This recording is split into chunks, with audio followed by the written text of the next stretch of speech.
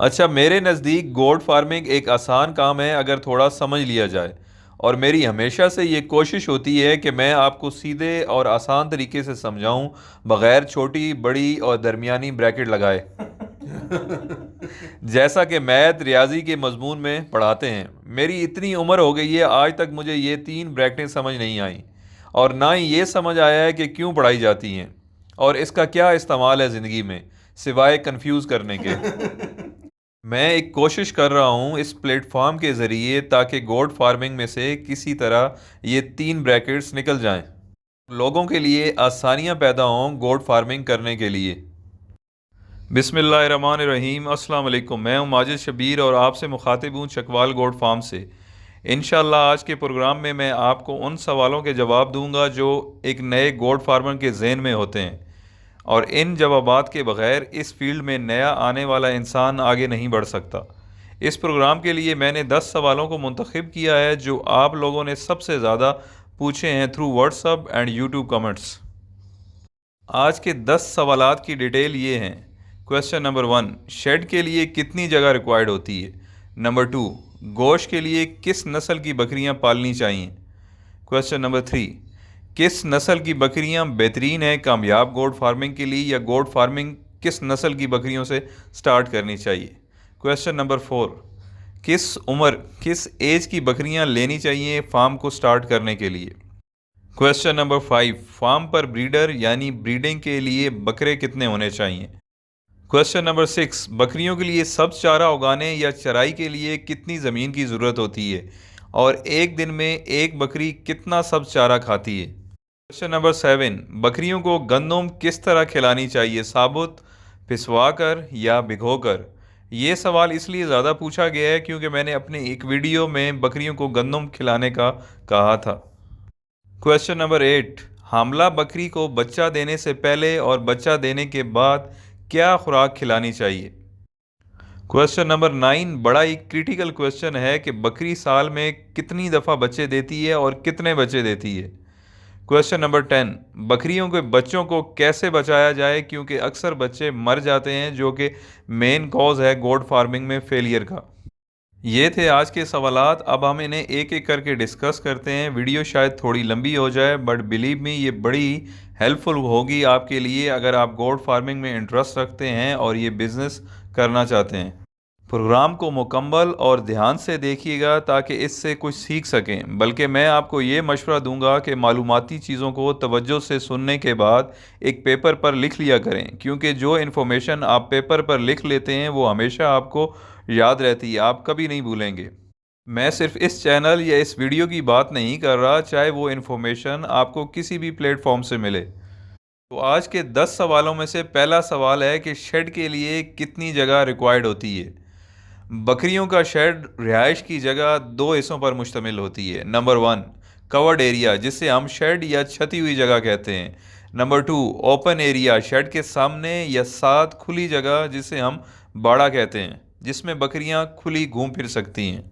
اچھا، internationally different studies ہیں shade کے سائز کو لے کر، مگر میرے ایکسپیرینس کے مطابق ایک بکری کے لیے شیڈ میں مطلب چھتی ہوئی جگہ 5 اسکوائر فیٹ انف ہوتی ہے، کافی ہوتی ہے، بلکہ بعض جگہ پر میں نے دیکھا ہے لوگوں نے اس سے بھی کم جگہ پر رکھی ہوئی ہیں، بٹ میں آپ کو وہی سجیسٹ کروں گا جو میں اپنے فارم پر کر رہا ہوں۔ آپ ایٹ لیسٹ 5 اسکوائر فیٹ ایک بکری کے لیے چھتی ہوئی جگہ شیڈ کا بندوبست کریں، اور اس کے ساتھ سامنے 10 اسکوائر فیٹ کھلی جگہ باڑہ مطلب بغیر چھت والی جگہ ہو، تو اس طرح ایک بکری کو شیڈ اور باڑے کی جگہ ملا کر 15 اسکوائر فیٹ مل جائیں گے، اس میں وہ اپنی مرضی سے گھوم پھر سکے گی باڑے اور شیڈ کے اندر۔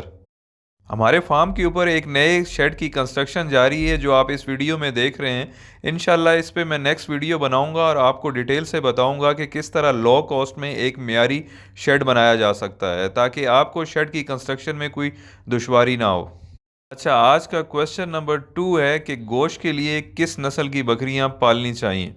گوشت کے لیے بکریوں کی بات آئے تو بہت سارے لوگوں کا یہی کہنا ہے کہ ٹیڈی بکری بیسٹ ہے گوشت کے لیے، مگر میں اس سے اتفاق نہیں کرتا، اور کیوں نہیں کرتا یہ میں آپ کو بتاتا ہوں، مگر اس سے پہلے یہ جان لیں کہ ٹیڈی بکری کو کن خصوصیات کی بنا پر گوشت کے لیے بہترین سمجھا جاتا ہے۔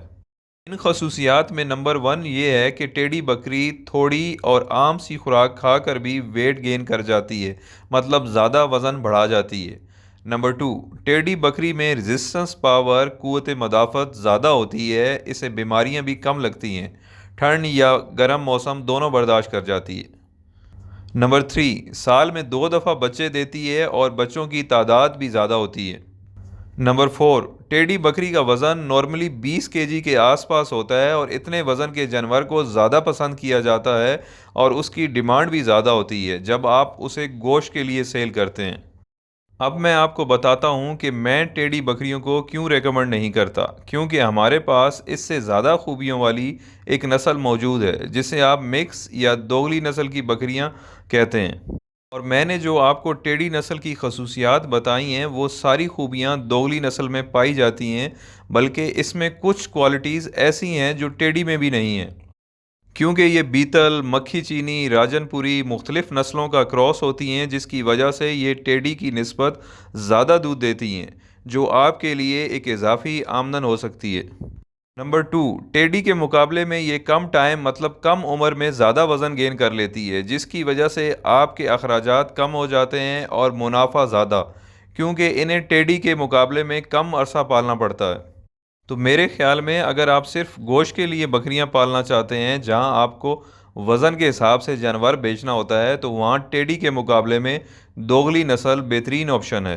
क्वेश्चन नंबर 3, किस नस्ल की बकरियां बेहतरीन हैं कामयाब गोट फार्मिंग के लिए, या गोट फार्मिंग किस नस्ल की बकरियों से स्टार्ट करनी चाहिए? तो इसका जवाब है जो ज़्यादा बच्चे देने की सलाहियत रखती हों। नंबर 2, जो बच्चे देने के बाद दोबारा जल्दी हीट में आ जाती हों, मतलब प्रेग्नेंट हो जाती हैं। नंबर 3, दूध ज़्यादा देती हों। नंबर 4, बॉडी स्ट्रक्चर हैवी हो, ज़्यादा गोश्त पैदा करने की सलाहियत रखती हों। नंबर 5, मौसमी असरात मतलब सर्दी गर्मी को बर्दाश्त करने की सलाहियत रखती हो और उनमें रेजिस्टेंस पावर क़ुव्वत मदाफ़त ज़्यादा हो। नंबर 6, मार्केट वैल्यू अच्छी हो आपके एरिया के हिसाब से। फॉर एग्ज़ाम्पल, जैसे आप कुर्बानी पर बड़े शहरों में लाहौर, कराची या इस्लामाबाद में 70-80 हज़ार या लाख का बकरा भी इजीली सेल कर लेते हैं, मगर छोटे शहरों में 30 से 35 हज़ार से ज़्यादा का बकरा सेल नहीं होता। तो मेरा मशवरा है कि आप अपने फार्म के लिए वो ब्रीड सेलेक्ट करें जिनमें ये सारी खूबियाँ नहीं तो मैक्सिमम खूबियाँ पाई जाएँ, मसलन बीतल, राजनपुरी, मक्खी चीनी वगैरह। क्वेश्चन नंबर 4, कि किस एज की बकरियां लेनी चाहिए फार्म स्टार्ट करने के लिए? तो मैं आपको सजेस्ट करूंगा कि आप 5-6 महीने की अच्छी नस्ल की पट्ठें लें। उसकी वजह यह है कि वो एक लंबे अरसे तक आपके फार्म पर रहेंगी। नॉर्मली बकरी 8 से 10 साल तक ठीक रहती है, उसके बाद बूढ़ी हो जाती है। नंबर 2, पट्ठें आपको मुनासिब रेट पर मिल जाएंगी। अगर आप नस्ली और बड़ी बकरियां लेंगे तो वो बहुत महंगी मिलेंगी। ज़्यादा बड़ी इन्वेस्टमेंट न्यू फार्मर के लिए मुश्किल होती है। सीखने सिखाने में खुदा न खास्ता अगर कोई नुकसान भी होता है तो वो कम होगा अगर आप 5 या 6 महीने की पट्ठें लेते हैं तो। नंबर 3, अगर आप सेम एज की 5-6 महीने की पट्ठें लेते हैं तो उनकी खुराक, देखभाल, मेडिकेशन भी एक जैसी होगी, उन्हें मैनेज करना आसान होगा और आप उनको एक ही टाइम में ब्रीड भी करा सकते हैं ताकि इनके बच्चे भी एक साथ पैदा हों, जिन्हें संभालना आसान होता है। नंबर 4, आपके फार्म पर बच्चे पैदा होने से पहले आप फार्म की मैनेजमेंट प्रैक्टिकली सीख जाएंगे और प्रिपेयर होंगे बच्चों को पालने और संभालने के लिए, क्योंकि बकरी के बच्चों को पालना हमेशा से फार्मर के लिए एक चैलेंज होता है और यही आपका प्रोडक्ट है जिसे आपने बेच के मुनाफा कमाना है। और क्वेश्चन नंबर 5 है कि फार्म पर ब्रीडर यानी ब्रीडिंग के लिए बकरे कितने होने चाहिए? 20 बकरियों पर एक बकरा होना चाहिए, अदरवाइज़ लोग 50 बकरियों पर भी एक ब्रीडर से काम चला रहे हैं जो मुनासिब नहीं है।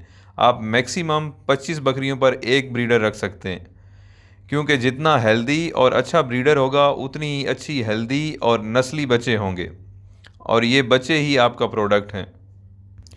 क्वेश्चन नंबर 6 है कि सब्ज़ चारा उगाने के लिए या चराई के लिए कितनी जगह चाहिए और एक दिन में एक बकरी को कितना सब्ज़ चारा चाहिए होता है? 1 एकड़ ज़मीन से 20 से 25 बकरियों को बआसानी पाला जा सकता है, चाहे आप उस 1 एकड़ से सब्ज़ चारा काट कर फार्म पर बकरियों को खिला दें या उस 1 एकड़ में प्लॉटिंग करके खुला छोड़ दें बकरियों को चराई के लिए। 1 एकड़ ज़मीन इनफ होती है, काफ़ी होती है 20 से 25 बकरियों के लिए। अच्छा, इसी सवाल का एक पार्ट है कि एक बकरी को कितना सब्ज़ चारा चाहिए होता है एक दिन में।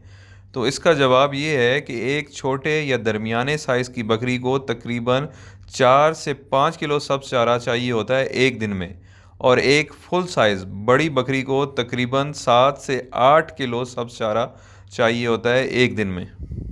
और ये सब चारे की ज़रूरत चाहे आप खेत में या जंगल में बकरियों को चराई करा के पूरा कर लें या सब चारा काट के फार्म पर मुहैया कर दें। और इसके साथ एडिशनली 1 पाव या आधा किलो गंदम के दाने बकरियों को डाल दें, जैसा कि मैंने अपनी एक वीडियो में डिटेल से बताया था जो खुराक के मुतल्लिक है। जो दोस्त हमारे चैनल पर नए हैं वो खुराक मैनेजमेंट वाली वीडियो ज़रूर देखें। क्वेश्चन नंबर 7 है कि बकरियों को गंदम किस तरह खिलानी चाहिए, पिसी हुई, भिगोकर या साबुत।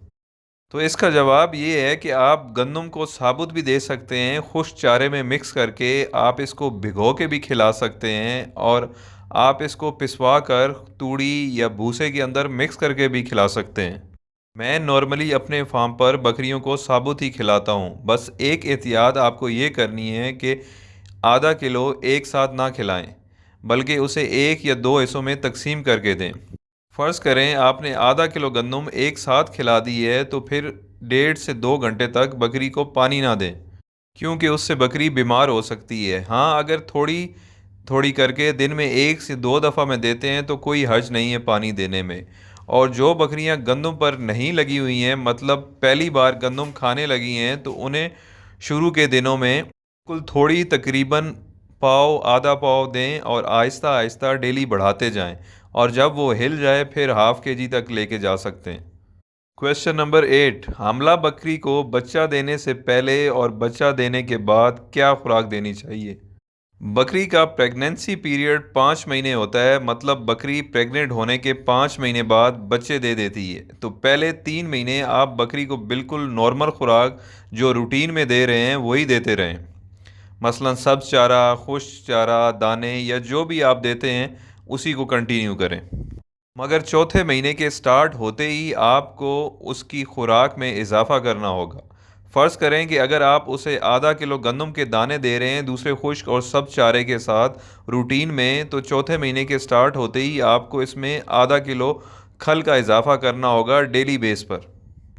खल को तकरीबन 1 से 2 घंटे पहले पानी में भिगो दें ताकि वो अच्छी तरह नरम हो जाए, और फिर उसके ऊपर गंदम के खुश्क दाने साबुत डाल दें। बकरी बहुत खुश होकर खा लेगी। खुराक के साथ साथ साफ़ पानी की दस्तयाबी भी बहुत ज़रूरी है। जितनी अहमियत खुराक की है उतना ही ज़रूरी पानी भी है। इस इजाफी खुराक के बहुत सारे फ़ायदे हैं जो आप प्रेगनेंसी के चौथे महीने से देंगे।